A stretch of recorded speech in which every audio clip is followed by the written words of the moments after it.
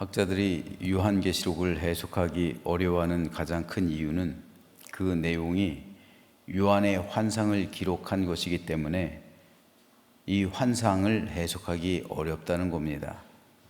그리고 그 해석을 더 어렵게 하는 이유 중 하나가 요한계시록은 시간순으로 쓰여진 것이 아닙니다. 역사는 흘러가는 시간대로 그 순서대로 쓰여졌지만 요한계시록은 시간과 공간이 왔다 갔다 합니다. 즉 현재와 과거가 오가고 과거와 미래가 공존합니다. 그래서 요한계시록을 해석할 때는 절대로 시간의 흐름에 따라 해석해서는 안 됩니다. 요한계시록에는 중간중간 삽입 기사들이 많이 들어 있습니다. 그래서 해석을 더더욱 어렵게 만듭니다. 삽입 기사란 요한이 어떤 환상을 보고 있어요. 그런데 도중에 다른 환상을 보는 거예요. 그것이 삽입 기사예요. 그리고 다시 본래 보던 환상으로 돌아와요. 이 삽입 기사가 무려 요한계시록엔 7군데나 등장하고 있어요. 14만 4천 명에 관한 환상, 두 증인의 이야기, 여자와 용에 관한 환상, 짐승 2마리에 관한 환상, 이런 것들이 바로 삽입 기사예요. 즉 어떤 환상을 쭉 보다가 중간에 다른 환상을 다시 바라보고 다시 그 본래 보던 환상으로 돌아오는, 그리고 중간에 있던 이 삽입 환상들, 이게 무려 7군데나 있어요. 오늘 본문이 시작되는 요한계시록 17장 그리고 18장, 이 두 장에 거쳐서 요한은 삽입 환상을 또 보고 있는 거예요. 마지막 삽입 환상인데 17장은 큰 음녀에게 내리는 하나님의 심판에 대해서, 그리고 18장은 바벨론의 패망에 대해서 환상을 바라보고 있습니다. 먼저 요한은 17장 1절에서 큰 음녀가 누구인지에 대해서 밝히고 있는데, 여기서 음녀란 문자적으로 창녀를 의미합니다. 물론 여기서 요한이 말하고 있는 창녀는 사람이 아닙니다. 그래서 요한은 그 창녀를 큰 창녀 혹은 위대한 창녀라고 부르는 거예요. 헬라어 원어로요. 창녀를 어떻게 크거나 위대하다라고 표현할 수 있을까요? 그것은 이 창녀가 의미하는 여인이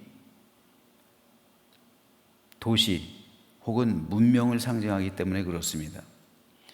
우리나라 말에는 없지만 헬라어나 라틴어, 그리고 지금의 프랑스어에는 아직까지, 프랑스어뿐만 아니에요. 그 스페인어도 마찬가지예요. 성별에 따른 관사가 있어요. 영어에는 없지만요. 즉 단어에는 여성형 단어가 있고 남성형 단어가 있어요. 도시라는 단어는 여성형 단어입니다. 국가 또는 왕국 역시 여성형 단어예요. 그래서 이 단어들 앞에는 여성형 관사가 쓰여요. 그렇기 때문에 도시나 국가는 여자로 표현할 수가 있는 거예요. 오늘 본문에서 요한이 말하고 있는 창녀는 이 도시나 국가를 상징합니다. 즉 큰 창녀란 큰 도시 또는 큰 나라를 상징하는 말이에요. 이것은 명백하게 요한 당시 바벨론, 즉 로마 제국을 의미하는 겁니다. 이 영적인 바벨론은 오늘날에도 존재하는데 반기독교 문명을 가지고 하나님을 대적하고 그리스도인들을 핍박하는 국가들이 바로 오늘날에도 활동하고 있는 영적인 바벨론, 즉 큰 음녀들이란 말이에요.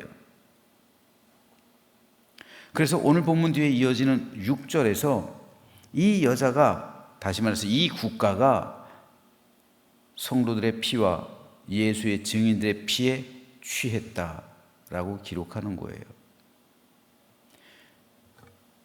근대로 넘어오면 이 큰 음녀는 공산주의가 되는 거죠. 수많은 사람들을 죽이고 특별히 기독교인들을 박해하고 순교하게 만든 그 세력이죠. 그런데 이것은 공산주의뿐만 아니에요. 기독교 정신을 파멸시키고 그리고 하나님 나라를 대적하는 자본주의에 속한 나라들 역시 큰 음녀가 될 수가 있는 거예요. 하나님의 뜻이 아니기 때문에요. 하나님의 뜻을 실현하지 않기 때문에요. 그리고 하나님을 대적하기 때문에요. 그 나라와 도시는 하나님과 예수님의 증인들을 핍박하고 죽여서 피가 흐르게 합니다. 그 순교의 피가 흥건할 정도로 많은 박해를 가합니다. 그래서 요한은 그 나라들을 일컬어 창녀라고 부르는 거예요. 창녀는 음행을 업으로 살아가는 여인이죠. 그리고 남자를 유혹해서 건전한 가정을 깨뜨립니다. 창녀는 남자들을 유혹하기 위해 화려하고 아름다움으로 자신을 꾸미죠. 그리고 달콤한 말로 속삭입니다. 즉 요한이 말하고 있는 바벨론이란 국가 그리고 그 안에 속한 도시 문명, 세속 문명은 창녀와 같아서 사람들을 쾌락으로 이끌고 하나님에 대한 믿음에서 멀어지게 한다는 거예요. 결국 사람들은 하나님과의 관계가 깨지죠. 성도들마저 깨집니다. 그들이 주는 달콤함에 속죠. 그리고 결국 죽어서 지옥으로 가게 만든다는 거예요. 그것이 창녀의 역할이라는 거죠. 지금 도시 문명의 역할이 그와 같다는 거예요. 지금 세속 국가들이 그런 일을 자행한다는 겁니다. 따라서 성도는 이 거대한 영적 전쟁에서 자기를 지켜내야 되는 거예요. 세속 문명에서요. 그래서 요한은 1절에서 그 창녀가 많은 물 위에 앉아있다고 말합니다. 여기서 많은 물은 바벨론에 흐르고 있던 풍성한 유브라데 강물을 의미합니다. 바벨론은 유브라데 강을 통해서 활발한 해상 무역으로 많은 돈을 벌어들이고 번영과 풍요로움으로 문명의 절정을 이룩한 도시였습니다. 따라서 많은 물이란 바벨론의 번영과 풍요로움을 상징해요. 그래서 예레미야는 이 바벨론에 대해 이렇게 말합니다. 많은 물가에 살면서 재물이 많은 자여 내 재물의 한계 곧 내 끝이 왔도다. 즉 많은 물가에 살면서 재물이 많은 자 바벨론 예레미야는 말합니다. 큰 음녀 즉 바벨론은 이 물 위에 앉아 있다는 거예요. 요한은 그걸 바라보고 있는 겁니다. 그리고 이 물이 무엇인지 15절에서 천사가 직접 밝히고 있죠. 또 천사가 내게 말하되 내가 본 바 음녀가 앉아있는 물은 백성과 무리와 열국과 방언들이라. 천사는 많은 물이 백성, 무리, 열국, 방언들이라고 즉 많은 족속들이라고 말합니다. 물의 속성은 흘러가는 거죠. 많은 물은 어디론가 흘러가요. 그리고 그 물이 흘러가는 곳이 백성들, 무리와 열국과 족속들이 있는 곳으로 흘러간다는 거예요. 즉 요한 당시 로마 제국은 전 세계 구석구석에 이르기까지 막강한 영향력을 미쳤죠. 물이 흘러가는 것처럼 로마 제국이 끼치는 이 영향력이 대단한 것이었죠. 그래서 모든 민족에게까지 그 영향력이 물이 흘러가듯이 끼친 거예요. 미치게 된 겁니다. 그래서 모든 나라와 민족들은 로마 문명 아래에 있을 수밖에 없는 거예요. 2절에서는 그 문명의 영향력 아래에 있는 사람들이 어떻게 행동하고 있는지에 대해서 말하는데 땅의 임금들도 그와 더불어 음행하였고 땅에 있는 자들도 그 음행의 포도주에 취하였다.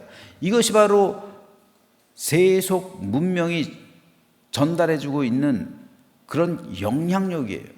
즉 음녀에게 취했다는 거예요. 음녀와 더불어 음행했다는 거예요.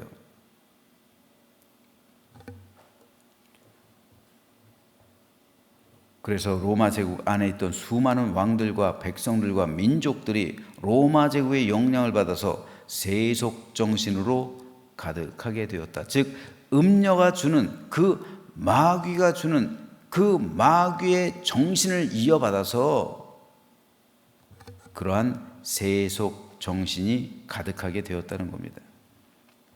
따라서 로마 문명은 세상의 쾌락과 우상을 숭배하는 문명이었습니다. 그래서 그들은 하나님을 대적했고 그리스도인들을 박해하고 피 흘려 죽게 했습니다. 그들이 음행의 포도주에 취했다는 것은 이런 공중권세 잡은 큰 음녀, 즉 마귀의 정신에 취해서 사리를 분별하지 못했다는 것을 의미합니다. 사람이 취하게 되면 감각이 마비되죠. 정신이 혼미하게 돼요. 이성이 마비됩니다. 몸이 마비되고 혀도 마비됩니다. 생각 또한 마비되죠. 그래서 비틀거리는 것이고 올바른 사고 판단과 몸의 균형을 못 잡는 거예요. 세상 사람들은 세속 정신에 취해 있기 때문에 큰 음녀가 내민 금잔, 그 금잔 안에 있는 더러운 포도주를 마셨기 때문에 하나님에 대한 올바른 사고를 하지 못하는 거예요. 균형 잡힌 믿음에 대해 생각할 겨를이 없는 겁니다. 무조건 대적하고 보는 거예요.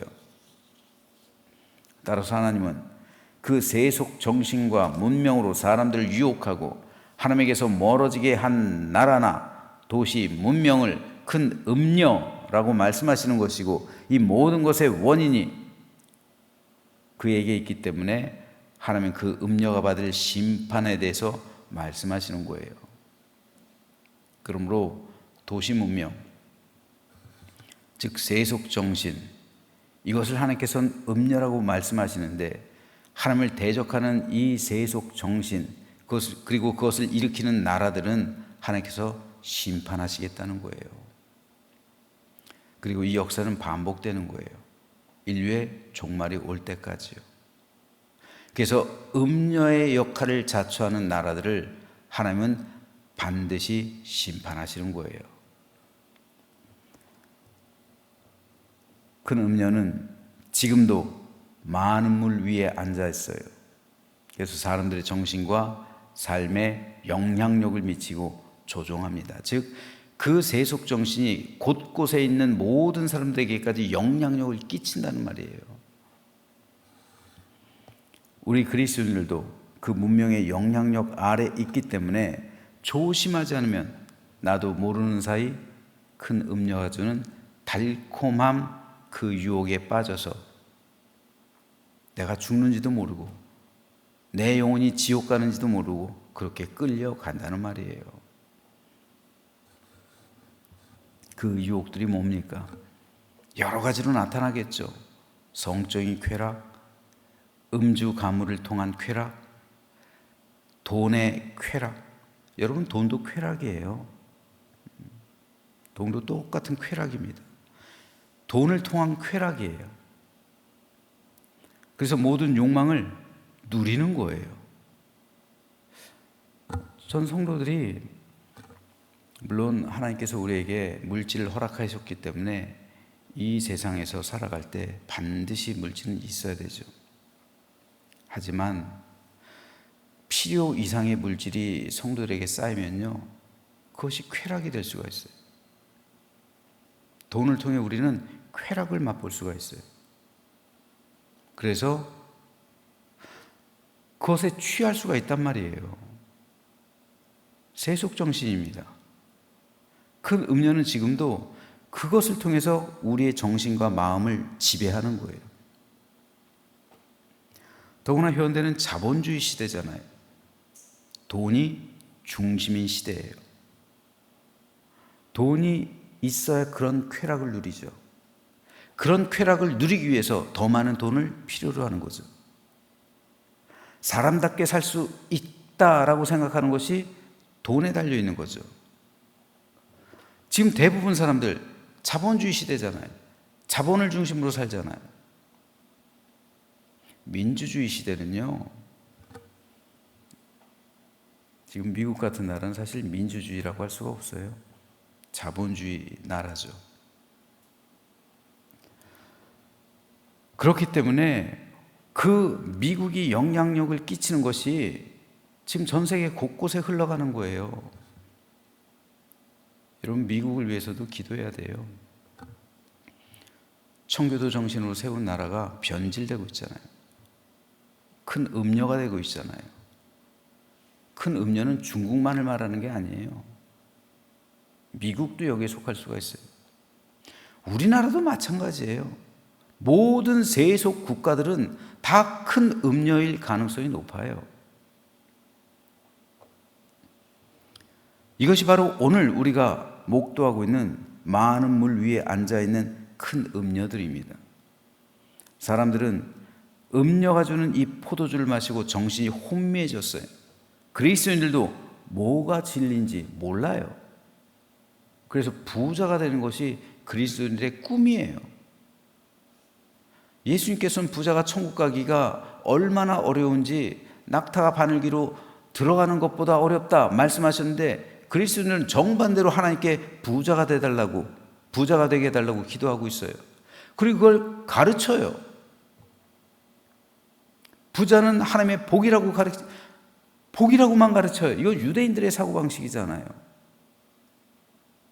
그러니까 결국은 내 안에 있는 욕망을 충족시키는 그런 설교를 하면 아멘이 나오는 거고, 그와 반대되는 설교를 하면 교인들이 위로받지 못한다고 컴플레인하는 거예요. 하지만 중요한 것은 우리 영이잖아요. 내 영혼이 이런 상태로 가서 구원에 이를 수 있겠는가? 이런 도시 문명, 이런 세속 문명, 이런 마귀에게 지배당하는 그 영을 받고서 우리가 과연 구원을 이루어낼 수가 있을 것인가? 요한계시록을 읽으면서 우리는 이 생각을 해봐야 합니다. 과연 내 중심엔 누가 앉아 있는가라는 거죠. 하나님께서 내 중심에 앉아 계신가? 아니면 음녀가 앉아 있는가? 그러므로 그리스도인의 삶은 하나님 중심, 하나님께서 내 안에 계셔야 되는 것이고, 우리 가정에 계셔야 하는 것이고, 우리 교회를 이루어야 하는 겁니다.